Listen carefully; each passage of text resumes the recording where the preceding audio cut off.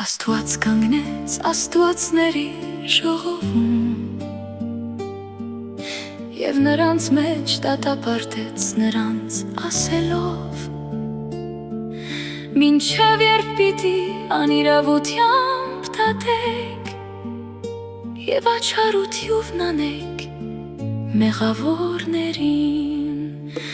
Տեսեք դատաստանը, որբի և այրու, արդար դատեցեք աղքատին ու խեղճին, փրկեցեք աղքատին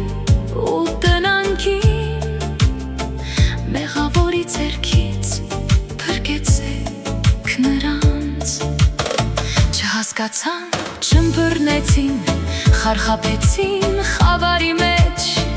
և երկրի բոլոր հիմքերը ցնցվեցին։ Ես ասացի,